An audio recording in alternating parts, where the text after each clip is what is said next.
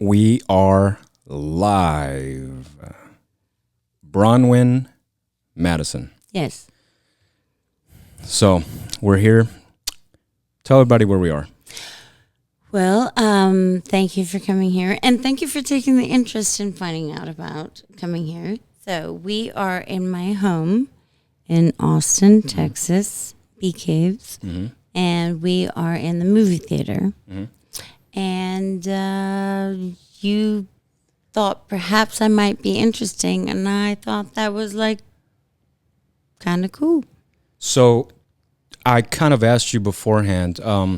This show is all about having interesting people with just a passion for something. People can be multifaceted. They can be, for example, a basketball player, but they can also be a philanthropist, a this, a that. And I asked you because I've had so far that cadence on my show. I've had boxers, I've had actors, I've had musical artists. So I kind of asked you what you would label yourself, just to kind of get an understanding. And you told me that you were going to be a. Well, I said, I've had so many things that sometimes it doesn't sound real. Actually, honestly, I should hire a ghostwriter. So if anybody wants to really reach out, but I would say a serial entrepreneur. But my life as a entrepreneur started when I was 11, 12 years old, because, I was in South Africa and I started singing, and, I released my first album when I was, I think in 92. That was before the internet, actually. So before we kind of get started on that path, can you kind of circle back to the beginning, like where you're coming from? I know you just mentioned South Africa, so kind of what was it like? Because I think, prior to this being recorded, your brother was actually telling me that y'all moved when you were around 16 or so. Yes. So that's a pivotal time in anyone's life, Yes. coming into a new Actually, to be honest with you, so we came, and so I released my album, whatever, we'll go back into that another time. But we came here when I was 15, but we left South Africa, and I had a couple number ones, but stuff was going down that, thank God, and I praise my dad, we just bounced, just bounced. So can you kind of, for the people that don't know, I obviously know, but for the people that don't know, what was the zeitgeist of the time? I know a lot of people, everyone knows Nelson Mandela, right? And I'm guessing you're alluding to the fact that was... No. Listen, in South Africa, I sang at Nelson Mandela's daughter's engagement party. Okay? Nelson Mandela's grandchildren were in my music video. I was I went to their house. I was there. I didn't have any I was freaking 12, 13 years old. It's crazy shit. But I mean, Zinzi, I did that. And actually, and I sang at the Miss South Africa teen or whatever. But I went there, and you just don't pick a side. Thing with South Africa is that it's so freaking beautiful. Can you get the mic closer a little? Yeah. So the thing with South Africa is it's so beautiful. There's Cape Town, Durban, and everything. So the thing with South Africa is the world wants to make it a black and white thing, and I always say okay, just pretend I'm blind, right? You're blind. Just pretend you're blind. So you're either an asshole, right, or you're not. Right. Okay. But the problem with countries like South Africa, where we lived and everything, and I did. I sang at the Zinzi's engagement. I was at Nelson Mandela's. His grandchildren in my video, which I don't have a copy of because it was before the internet. Right. But I could probably get it maybe. But anyways, so and it's just culture. It's in South Africa, there's 11 official, I don't know, I haven't checked, but there's 11 official black languages. So I took Zulu in school, right? So, hola, whatever.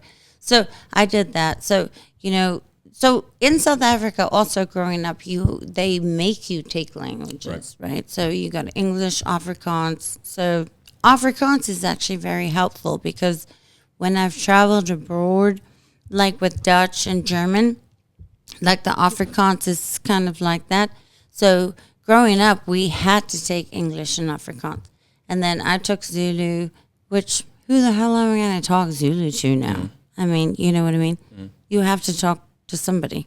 You know, Spanish, I know how to get through life because I'm in construction. So there's like, you know, Right. that's super slang. Nice. Right.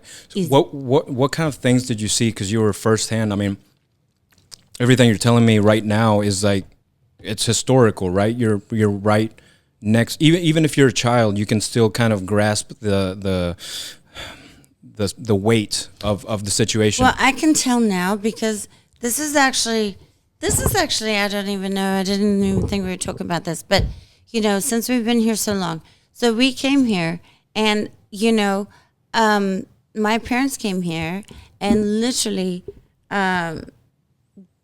my dad said for fucking 10 years,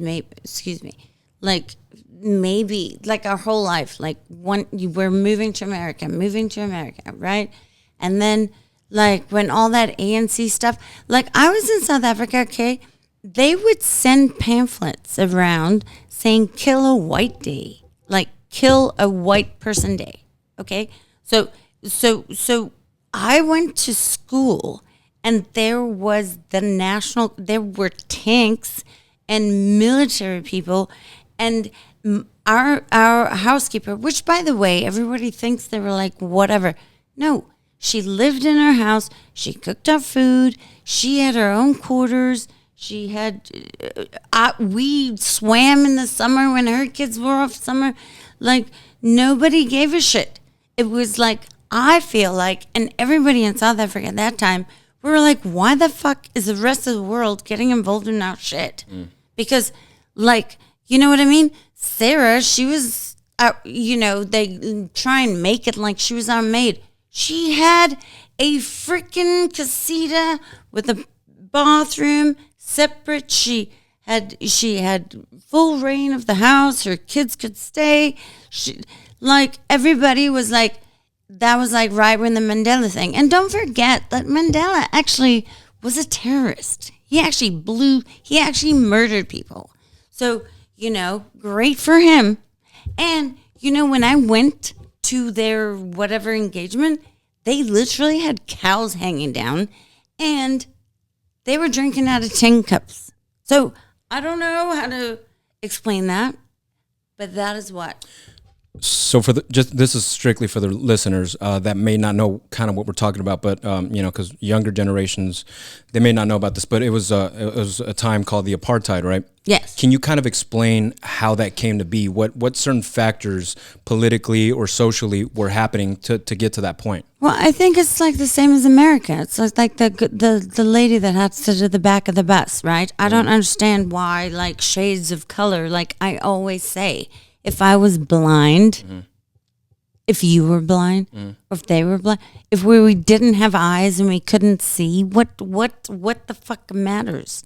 I understand what you're saying, but just in your observation and your understanding, what, in your opinion, kind of culminated and happened in a certain sequence to get to that point? Because I can kind of explain my perspective on Rosa Parks, who you just referred to, but yeah, which was right. She should have done that. Right, yeah. But it should have never been there. Sure, of course. Now that we're here, yeah, in the time where, you know, everyone is kind of. South Africa, no. We had a, you know, I don't want to call her a maid, but we had Sarah. She was with us for over 15 years. Like, listen, she raised me. Right. Like, okay, no, my mom did. Sure. But she cooked us dinners. Her kids came over. They slept. We do movie nights. We do swim parties. Like everybody made it. So like, oh, you know, they bought it. I mean, what is the problem? I understand. I completely understand what you're saying. But going back to the question, because I think it's important for people to kind of understand history. I'm just trying to get your perspective on how you think that came to be. Like, is there anything in particular that happened to lead to that kind of hateful culture or hateful time in South Africa? Is there anything that you can recall?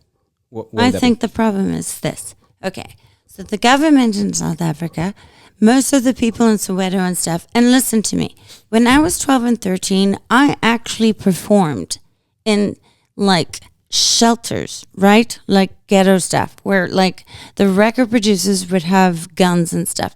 And then I would have like, you know, hundreds and hundreds of Africans. No. So what people don't realize in South Africa is that there are like 11 official Black languages, right? Mm-hmm. So those are all kind of like 11 different tribe things. Sure. Same as Indians, same as you know, Jews or Christians or whatever. So everybody has a different mentality. Sure. So the problem is that it's not a consensus, right? But the problem is that they fight between themselves, which creates chaos amongst others that don't want to be involved. Okay. So, but just realize that. Like I grew up, like we had, like our Sarah, she was there with us for a long time. But the one night, there's screaming crazy thing. Her husband, who now she has like a casita, right? It's like a condo. And then he comes in and he's trying to machete her and she's bleeding. And it's just like, why? It's because their mindset is so different there. Like, it's not, I don't think it's a color thing. I don't even think it's a race thing. So she was Black? Yeah, well, our maid was, yes. But okay, and her husband as well? Yeah, but it wasn't that she was Black. It was that they believe in like this like ritual weird shit. Mm. What ritual makes you hack your wife with a machete? Well, that's what I'm saying. So like in South Africa, they have like the tokolosh, right? Don't know what that is. What is that? Okay, well, Google it. It's the tokolosh. I don't know how you spell it. Okay. But in South Africa, they have the tokolosh. And then everybody in tribes and stuff, I got it. they put their beds on bricks because they believe there's this? Yeah, the tokolosh. All right, this is the first I've ever heard of it. Yes, and then listen, and then even when they have a condo or like a little casita, they put their beds on bricks. They'll go and get like they'll lift it like 18, 20 inches off because they don't want the tokolosh. So for the listeners, the tokolosh is a mystical dwarf-like and malevolent water spirit in Nguni mythology. It is believed to have originated from Xhosa culture. It has an appearance. A short, hairy, and hideous monster can become invisible by drinking water or swallowing a stone. Behavior mischievous and evil, can cause trouble for others, associated with illicit and hedonistic sexual activities, and often blamed for social disruptive effects. What? That doesn't sound real. That sounds like Ben got in trouble on the weekend and he just did a Wikipedia. He's like, Barbara, it wasn't like that. Look, it's a hairy dude. I'm going to put Tokolosh, South Africa. Oh my gosh. And, no, this is a real thing. Like, it's a real thing. I've witnessed it. We've had to banish Tokoloshes. Okay? Wait, I got a couple cousins that actually looks a little bit like me, to be honest. Right now, actually. Yeah. Shit, should I take a picture? But the Tokolosh. Okay, no, what I want to understand is what happened with him trying to hack her with the machete. Can you explain it to me? I'm extremely lost.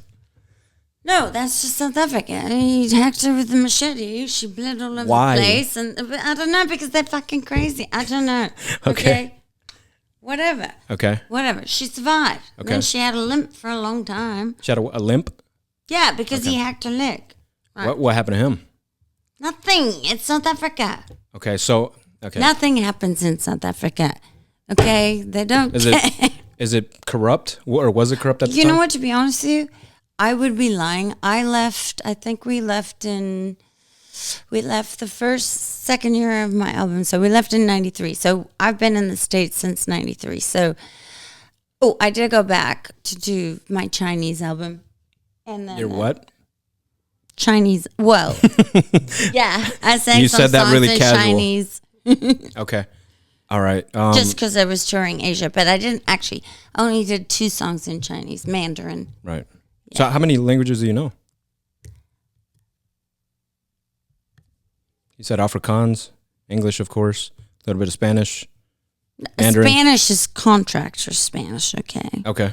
Okay, so, like, that's probably not something that I'm going to, like... Just so we don't kind of glaze over for the listeners, I'm going to go over apartheid because I don't think we actually got anywhere with that.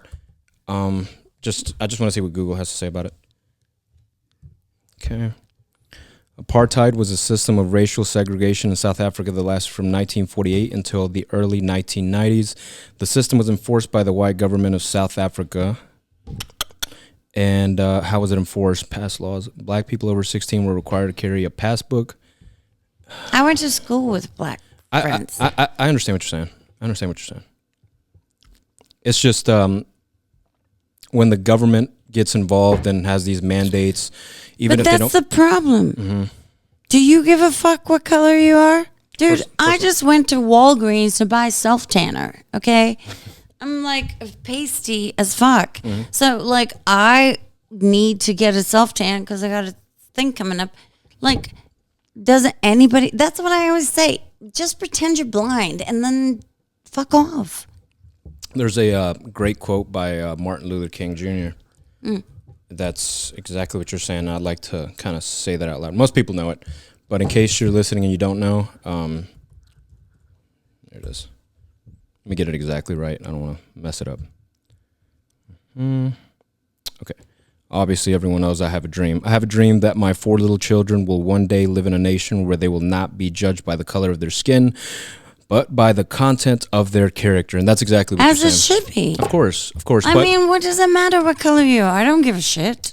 I think what happens both pretty much anywhere, because what time frame did we have with apartheid, 1948? I don't know, but like we're in South Africa. But listen, also, I want to say on a white side of things, I Mandela's grandkids were in my music video. I sang at the thing, but at the same time, we had the armed guard at our school. We did have pamphlets. Our maid that lived.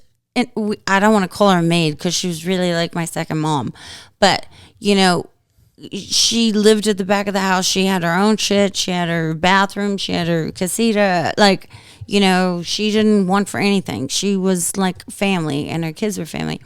But she gave us, and it was like Kill a White Day. They were handing out for the ANC.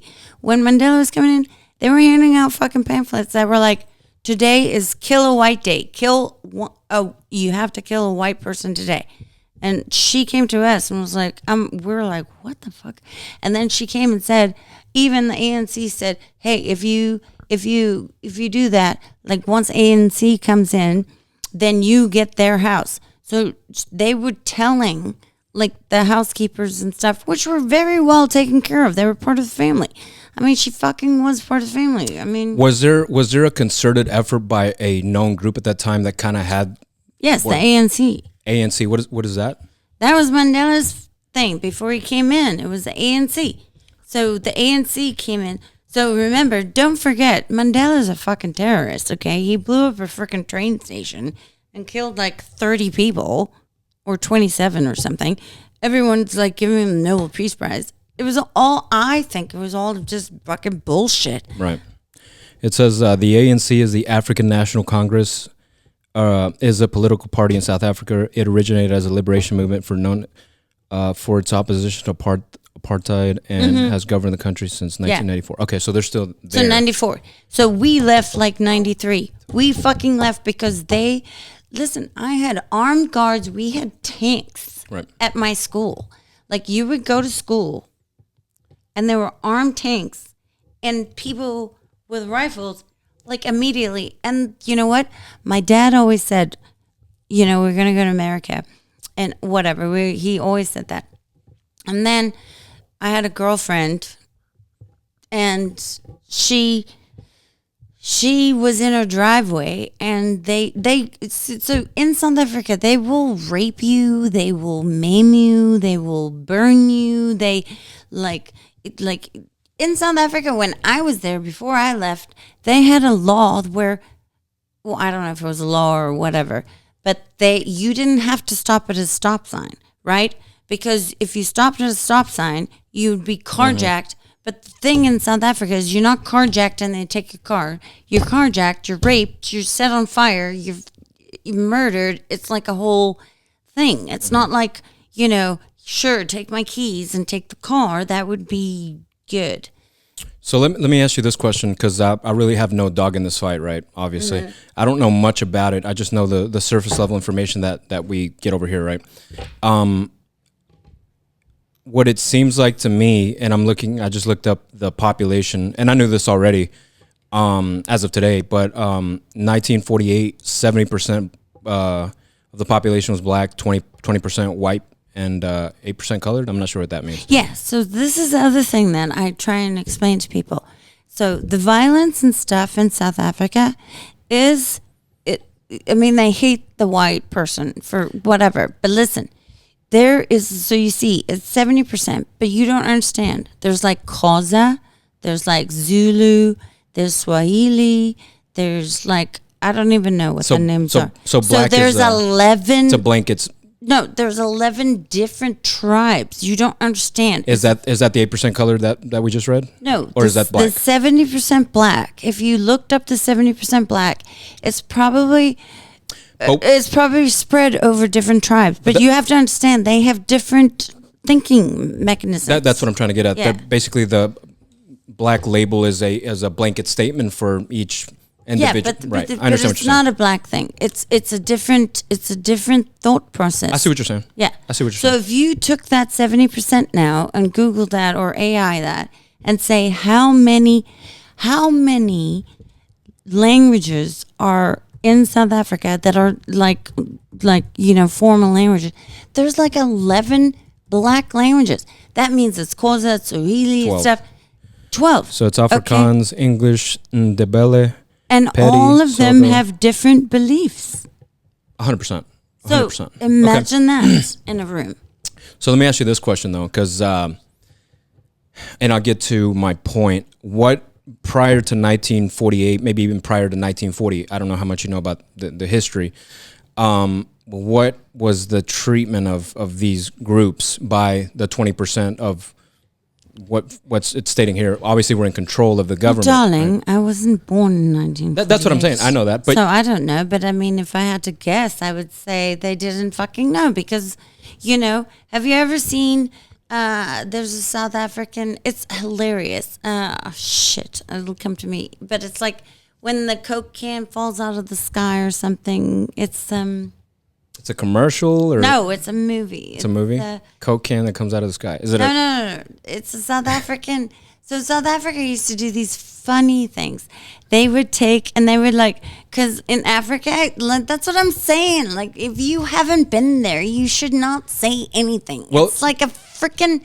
You can't understand. It's like Mardi Gras every day. So this is your opportunity and the opportunity of the listener to kind of understand a whole new world, essentially, yes. and a whole new culture. So, once we get to kind of a topic like this, just break it down in your perspective. That's in my perspective? In your perspective. I mean, I loved it. Everything was great. I mean, shit. I remember when I was a teenager, we were that was old school, before phones and stuff. We used to go and build forts in the thing, and then we would go in South Africa and we would find these bunch of black guys, and they were doing stuff, and then we would buy weed from them, and they would give us in a matchbox. Remember the matchbox that you could push through the little box and stuff? I was I think, yeah. Sorry to interrupt, but I found that what you're talking about. Is this it? Yes.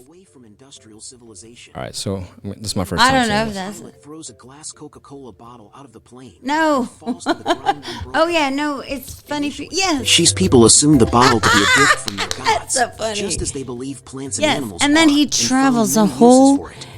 forest Unlike other and gifts, thing however, to find. there's only one glass bottle. So if you're only listening to the Suddenly, podcast and not the video, everybody needed it most of it the looks like time. a tribe has found Emotions began to stir.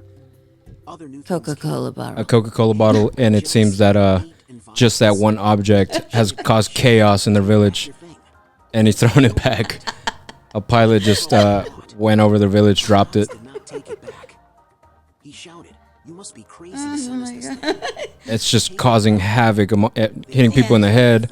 There's kids. As a result, Everyone's just traumatized by this Coke bottle. Oh my God. in order to dispose of the unsettled object But yeah, What happened? I understand. Now they're in led Jeep. by Sam Boga attempt assassination after killing 3 cabinet officials and injuring 2 more in an attempt on the president's life. Boga's men are being followed by government troop. Meantime, biologist Stein, who is studying the manure of wildlife, and Stein's assistant and mechanic, Pewdie, try hard to start a rusty Jeep to pick Kate Thompson, a woman who quit her job as a journalist to become a village school I don't know teacher. if that's the one you wanted to pull up. I was Maybe that was like, that was good though. I liked it. I laughed. you kind of glazed over Which? something. You said that you had made a Chinese album. No, so I did my first album when I was like 12, 13, and then I moved to the States, and then I went back because there was a Chinese company, and then I went and I toured all of Asia and Taiwan and whatever. It was crazy. It was fun. I actually toured with Tiffany. I ended up with Tiffany when she was doing a reboot. Who's Tiffany? You know, I think we're alone now. Oh, okay. Yeah. And she was doing like a reboot of everything. We got so fucking drunk. I was so drunk. I puked everywhere. 12? No, Oh. I was like maybe 14, 15. You said no, 13. 14, 15. Anyways, and then my chaperone came in and we, listen, I got video of this. So then we had to do these like TV shows at like 6 in the morning and take all these airplane flights, whatever. And then I was so fucking wasted the night before. And then I woke up, I puked everywhere. It was disgusting. And then she woke me up and then she's like, Bronny, what did you do? I'm like, Phil, I don't know what the fuck happened. I don't know. Anyways, but then I had to go to a TV show and run on a log. Like, you know those Chinese things? Like where you, like those game shows? Like where you run on a log? Like I did that. On the water? Yeah. Okay. Okay, I did that. And then I had to go like, So you were on a Chinese game show? yes. Okay. And you Like were, multiple. Okay. Because that was like your shit. And then I did mall shows in Asia. why were you doing game shows? Was it a part of like your team production, like getting you out there, or Yeah, it was a song, I guess. it was? Say that again. The songs, I guess. Yes. To But promote the songs, you Yes. would get on these and Yes. put your name out there. Yes. Did you do well? I mean, did you? Yeah, I sold 15,000 the first day. No, I'm at the game shows. Were you? Yeah, no, fuck no. No, I'm 5'2". I'm not going to run on a log. This is retarded. Like, I tried my best, but like, you know, Yeah. just hold your breath. Like, you're going under. And they had those things like the little leap pad things where you like jump on it like a frog pad. Listen, you remember the Wipeout show? The what? The Wipeout show? Yes. Google yes. it. No, the big bread balls. Okay. Yeah. That is exactly your press in China, okay? If you want to fucking market your album in China, you got to run on the little leap pads. You got to run on a log. It's crazy. So I've seen some. It's crazy. I've seen some Japanese game shows where they get really, really crazy. What was there any like Chinese game shows that kind of like were pushing maybe the envelope on what you wouldn't want to do and you kind of had to do to promote that? Well, no, sexually, no. No, that's not what I wouldn't meant. I say meant- that, but I mean, that was the first thing that comes to mind. Okay.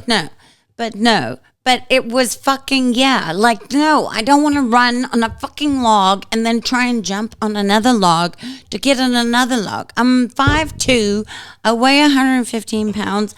Like, none of this is probably going to end well. Like, something is going to hurt. Was this filmed in front of like a live audience or what? Yes. What was the it's- setup? No. You don't understand. I don't. Oh my God. Yeah, in Asia. No, there's like, it's like the fucking Coliseum. There's like 500 people. So take me through maybe the first. 1,500 people watching you. Take me through the first day. Like what you get there, they fly you out to, where are you? Beijing? Where are you? Taiwan. Okay, all right. That's in dispute right now. But okay, so you're in whatever. You're in At the time. You're in Taiwan. You're how old? 14, 15? 14, 15. Okay, you're with who? My dad came out the first time. Okay.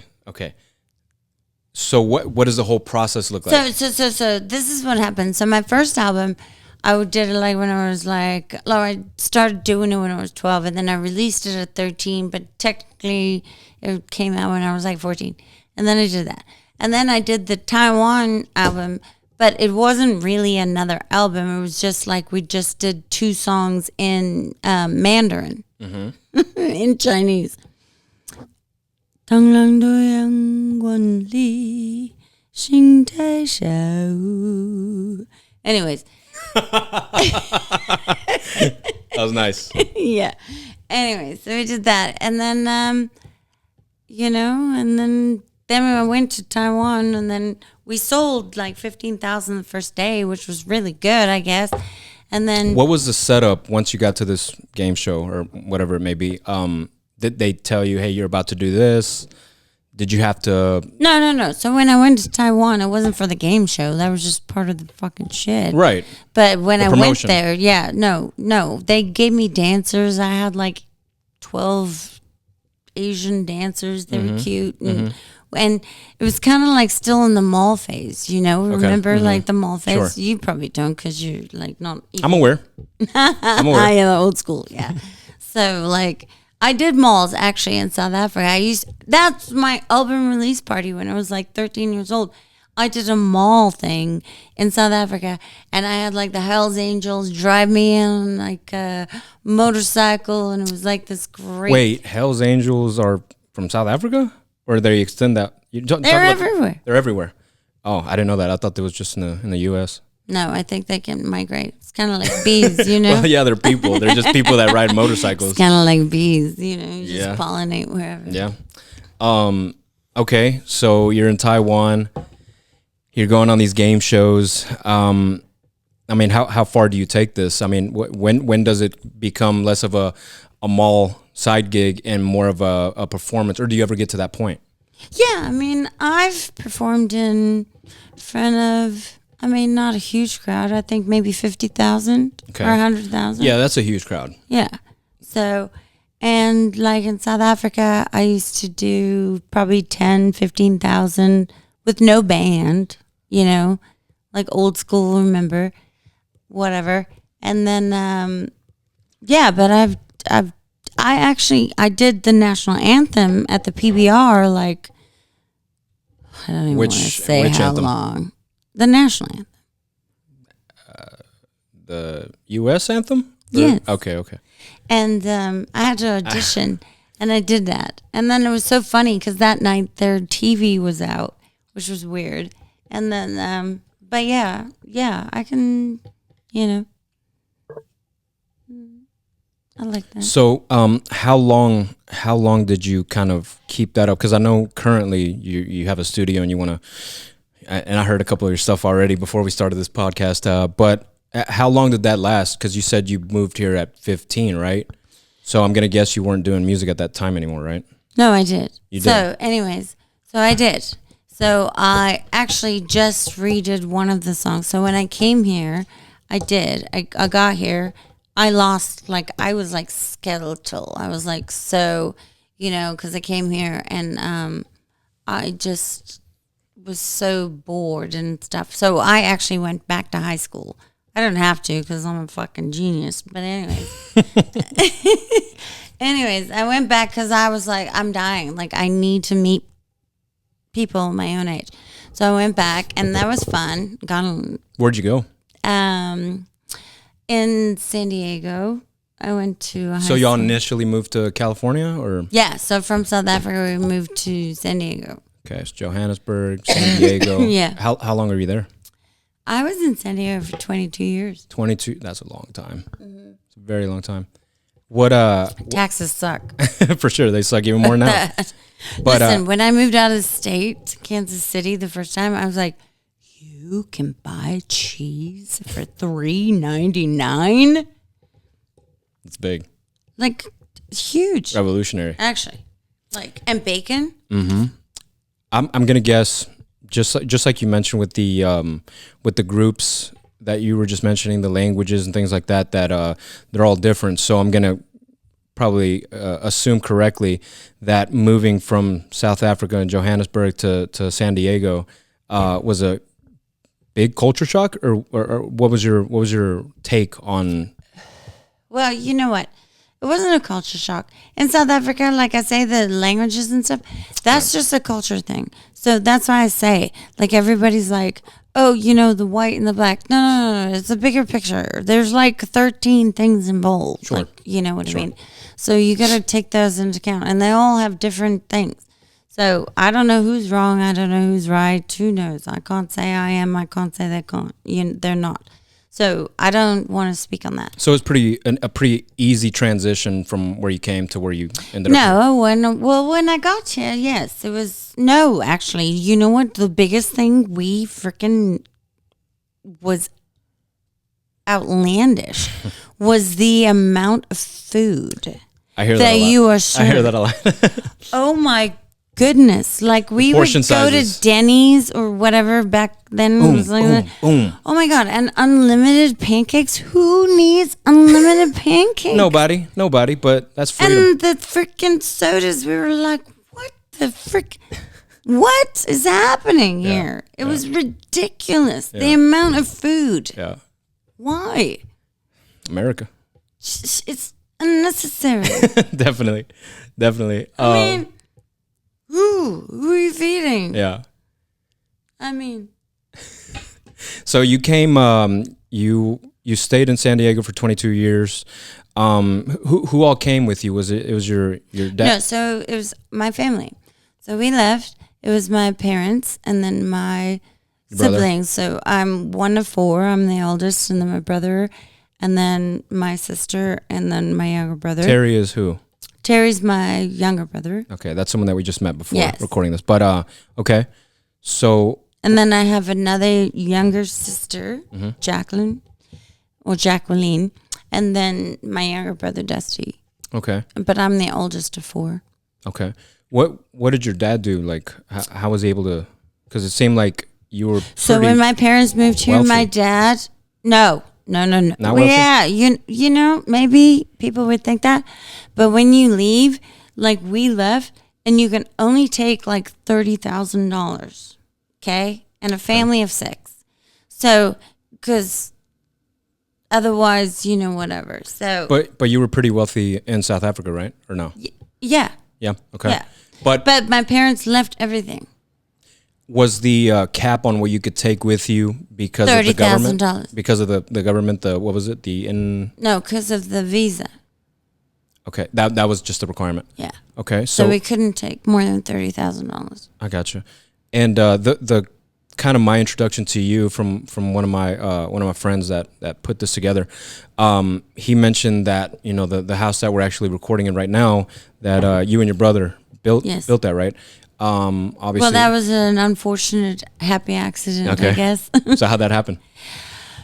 So, anyways, so we're sitting here now, which is nice. So I got divorced the second time. So I don't have degrees, but I do have degrees. Okay. And no, I never made out on any of them, and they know. But yeah, so anyways, I bought this from my ex in the divorce, so I got it, and then I started renting it out on Airbnb, and then like the kids weren't here, so I was like, I was bawling, like I was like, and the maids would come, and I would have fresh sheets, and I would just show up when the house wasn't done, and I got a little shithole rental down the street because I had 2 pigs, so I had to To what? 2 pigs. Oink oink pigs? Yes. Yeah, I had them for like 10 years. I just got rid of them. I feel so bad. But they went to a nice place. So what happened was like, yeah.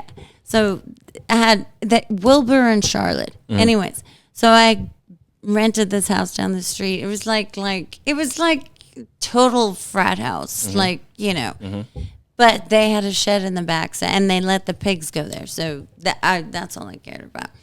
And then, and anyways, so then the house burnt down. So I was renting our Airbnb, and I was like starting to make some real money. I was thinking I was gonna like not have to give a fuck about anything, right? No. So you were making money with the Airbnb, or was it another? No, I was making money on the house. I was renting the house out. I was making like 30, 50 grand a month. The shithole or this one? This one. Okay. Before it burned down. Okay. So this has been rebuilt? Yeah. So listen. Okay. So anyways, so I could sleep 20 people. It wasn't the greatest, but whatever. You know, I had to do whatever I had to do. Anyways, so then I rented out the third month. Like, I'm killing it. I make like 30 grand. And then the second month, I make like 40. I'm like, this bonus. And I get to stay here, you know, during the week and when it's not rented out. And the maids just come and clean it. Like, what the fuck? Great. And then I have a little rental. So who gives a shit? Like, you know. Anyways, so like the third month I rented out on like July, you know, 4th of July weekend. They come in on July 3rd, Airbnb. So I think they said there was like going to be like 12 people. Anyways, so they come in, they check in at like 5:30. By like 9:30. It's like 50 people. No. They check in. But by like 9:30, the house alarm calls me and says there's a house alarm, and then I'm like, okay, and so I call them, and then I called the manager of the whatever that was managing the Airbnb, and they're like, oh, they burn a pizza. I'm like, okay, cool. Cause the neighbor called me and said your house is on fire. I'm like, no, it's not. And I'm like, let me call the fucking thing, and they're like, no, we burn a pizza. Then 10 minutes later, the neighbor calls me back. He's like, bitch, your fucking house is on fire. So my rental is literally like 5 minutes away. So funny story too is like my son and his fiance, right as they got engaged, we had just picked him up from the airport, and I said, hey, listen, we got to go. I think the house is on fire. We might need to find some other accommodations. Yeah. And then we went, and the house was literally on fire. So you show, how bad was it? Well, you know, What some stage idiot had put a firework up the chimney downstairs. I don't know why. Whatever. I don't even want to talk about it. It's so fucking stupid. And then Airbnb, we should do class action. Anybody. But anyways, yeah.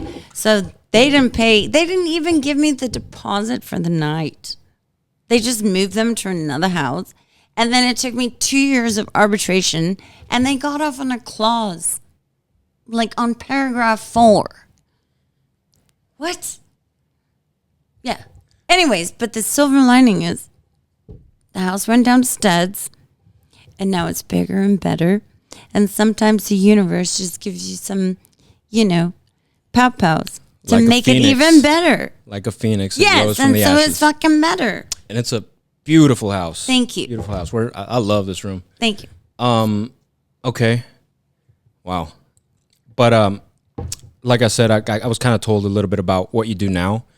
And it kind of deals with construction, and you mentioned that through Yes. the Spanish classes, essentially. What exactly does that entail? Like, how do you? Is that like the majority of your income, or how does that work? Well, no, the majority of the construction is my brother, right? So, so that when after the Airbnb thing happened, that's another thing, predatory stuff. So the restoration companies were here like right away, but they literally took like $200,000 of my insurance money, just trying to use smoke damage and stuff. Like, never do that. Like, a homeowner should never, because you know what? When your house has a fire and shit like that happens, and they pull the chimney down and your house is devastated, they took my whole house inventory, my clothes, everything. I didn't see my clothes for 3 fucking years, okay? But they charged me for dry cleaning. Listen, how about throw this shit away and give me a check and I'll go shopping? So And then they give me my shit back. I mean, no. What the fuck? So for all the homeowners that are listening, what would you tell them? I would tell for all the homeowners that do not rely on Airbnb, their $1 million guarantee is bullshit. And I will give you the paragraph and just make sure that you're very well insured because they will never. I went through 2 years of arbitration. I spent hundreds of thousands of dollars suing them and they're suing me just for them to get off. You know what? If they had just given me the 200 fucking grand, that would have been great. Yeah. So they're prepared. And they send those little California little shitties Snobs. in. Yeah. That think they're schnishes. And then they get off on their fucking thing. No, it's bullshit. And I don't think they should be allowed to have arbitration. Bullshit. You fuck me, we go to court. Arbitration, they always get off in arbitration. And I bet you that freaking judge was sold. Dude. More than likely. No, seriously. Yeah. Yeah. And they didn't even give me the deposit. They literally moved them to another Airbnb and didn't even pay one dime. It's messy business when it comes to money and guarantees. Just make sure you're insured. But the silver lining is insurance. Better bitches. Back on, bitches. We're back. We are so back. Moving forward. And it's better. It's great. It is. It was a forced remodel. I say it was a forced remodel. It was a very expensive forced remodel. Moving forward with everything we just went over. I mean, crazy story. Just coming from someone that's lived in Texas pretty much all their life, to have that kind of ties with history that it's pretty worldwide, right? Even though you have your opinions about the whole thing, it's still, I think, really crazy that you went through it. Even if it was normal for you, just hearing it. It's pretty crazy and pretty unique. You've done music, you're doing construction, you're doing so many things at once. Moving forward, what kind of projects are you working on? Because I know you mentioned that you want to put out an album.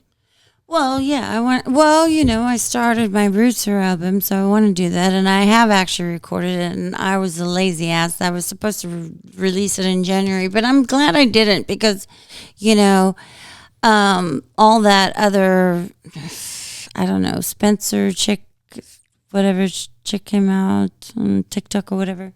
So whatever. I'm not aware. What are you talking about?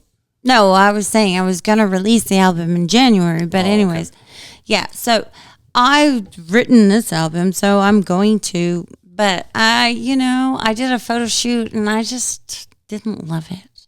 Okay. So maybe I can do something or something. I don't know. I was like, I don't really like it. Would the listeners be so lucky to get a snippet of one of your songs? Sure. Could you play it into the mic from your phone? Because I know you only have it on your phone, right? I think it fell. Your phone. Yeah, earlier. Yeah. You're paying attention.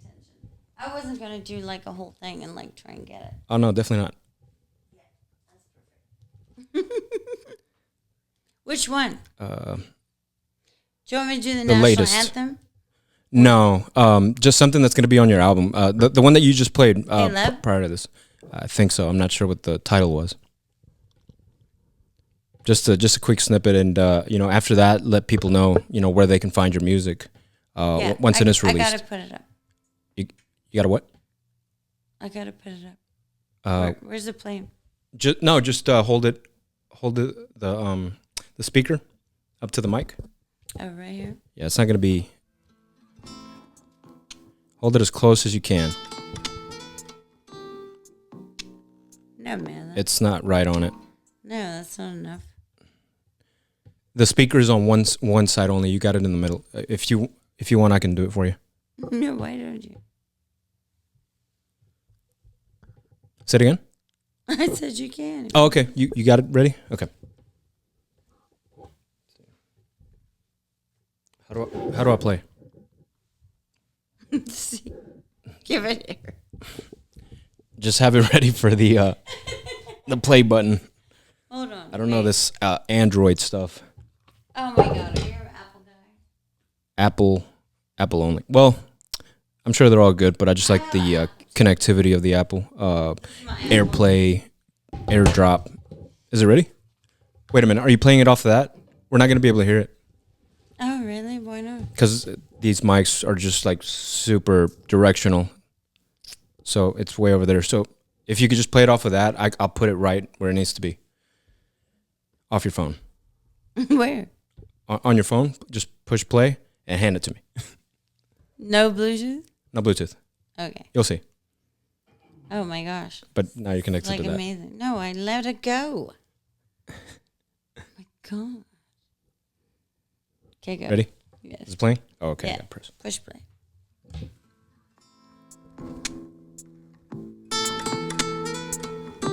So pretty, right?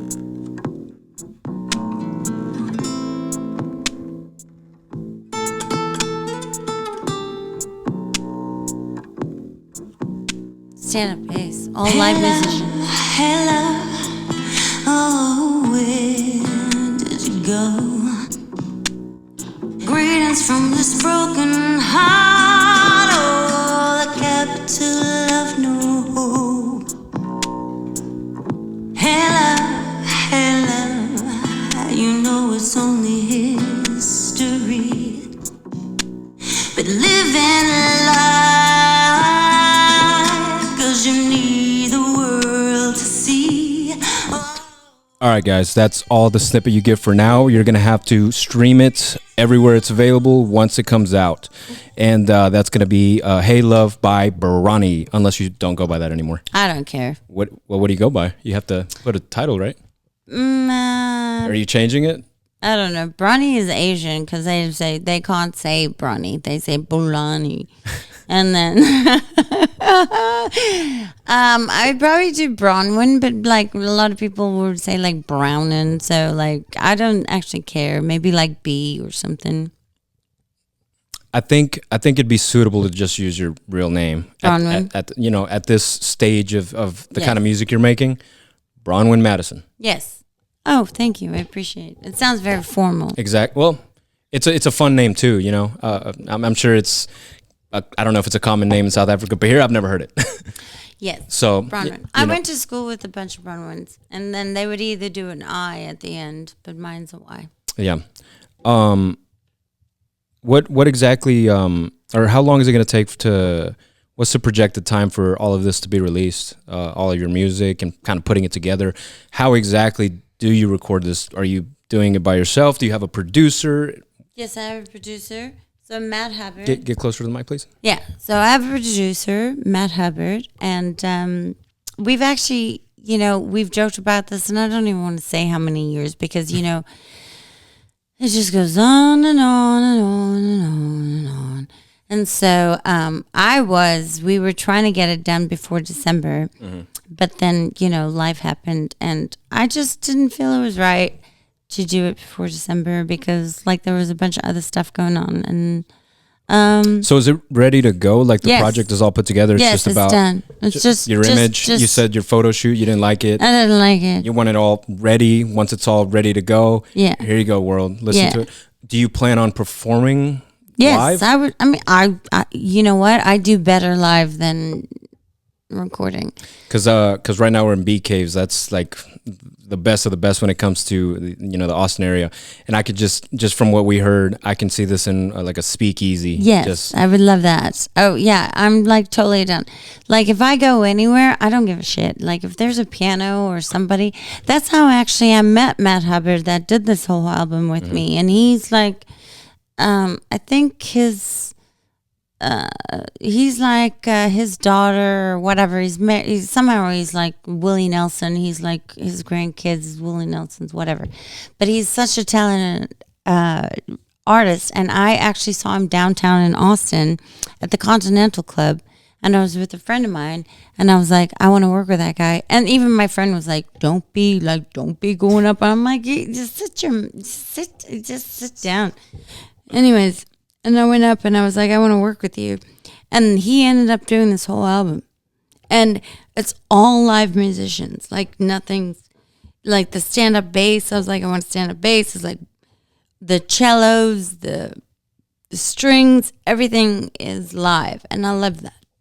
do you what would you call your genre? I mean, everybody can, I mean, if I, when I release it, it's probably going to have to be pop because pop is just so like broad. But doesn't pop just stand for popular anyways? Yeah. So that's kind of, that's the broad thing. But I don't think there's one, because, some of them are kind of a little bit country. Some of them are kind of a little thing. But so, I don't care. Like, honestly, if somebody just like redid them and took them, that would be even better for me. You know what I mean? Mm-hmm. Is there any particular genre, or have you done any features? Either someone features on your song or you feature on there. Yeah.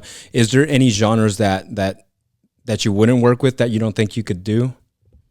Well, I'm not gonna rap. Because I've heard of this. I have rap, but I'm not impressed. Well, you don't have to rap on a rap song. You can sing the hook. No, I can do the hook, but I'm just saying. Because I've heard of this up-and-coming rapper by the name of T-Con. I'm not sure if you're aware. Yes. But would you ever do... Yes. You would? Okay. Yes. Okay. Yeah, and I'd even do backgrounds or whatever. Like, I'm not opposed to that. Like, hey, that's cool. Yeah. Yeah, I'm cool. I'm cool with that. I would do backgrounds and stuff. So we've been waiting on this on T-Con to finally release her album. Yes. I know you have kind of a connection with this artist. When is all that coming out? I mean, you have a studio in your home. There's no excuse. Yes, there is no excuse. Mm-hmm. So that's why you got to sometimes feel the burn. You know what I mean? I mean, I can't move mountains. Yeah. So yes, but she is very talented, and I think she's about ready. I think she's just trying to get rid of the. By the way, folks, this is her daughter that we're talking about. All right, cat's out of the bag. The music runs. But she's amazing. It's fucking amazing. You haven't even heard all of it. Yeah, it's great. Once she releases her stuff, because you already showed us, like it's really good. Once she releases her stuff, oh my god, she's out there. Maybe she can be episode. Yes, and she has like supercars and mansions. I'm like, what? Yeah, I mean everything that a rapper wants. Yeah. You don't have to go to the Go House. Yeah, exactly. Well, I think we're gonna wrap it up for our very first episode. Hopefully, we get to do another one once you why don't we bring T-Con on? Once she releases some stuff, I'm not just gonna bring someone that isn't releasing stuff. Like say that. Say that again. It's recorded. I mean, you send this to her. Yeah. Yes. But once it's all done, I mean, you obviously everything has materialized. Everything that you've wanted, I'm sure, is in here. I mean, you built a great not a house but a home. Like this is where people come and really it was get very together. Trying, I will tell you. I bet I can tell. Yeah. And we started right as COVID hit. That was great. Yeah. In case anybody wants to know. Yeah, I mean it's hard enough doing it without COVID, and then you got a worldwide pandemic. Everything's shut down, and everything's 35% more. Yeah, exactly. It's great. Exactly. So, awesome. I mentioned, where can people find your music and future releases? Well, I'm gonna release it, and I think I'm gonna go through TuneCore, and I just don't want to put the effort into the videos and shit like that. Honestly. Sure, but. Do you have a website? Do you have anywhere people can reach you for whatever Well, reason? right now, I mean, if anything, for music, no, not yet. Okay. But I mean, Bronwyn Maddison, just remember that. And if you want to do that, I'll probably release that. Can you spell that? BRONWYNMADDISON. Okay. All right. Oh man, this was a crazy one. But this is only part one. Hopefully we get to do part two. Yes. Soon. With some songs. I mean, you told me outside you have a amazing setup. I mean, we're gonna do some musical stuff. There's just so much to do, and I mean, you're open to pretty much anything it seems, right? Yes. So, I'll catch everybody else on the next episode. Thank you so much for inviting me in your home, and Thank you. We'll catch you on the next one, guys. Adios.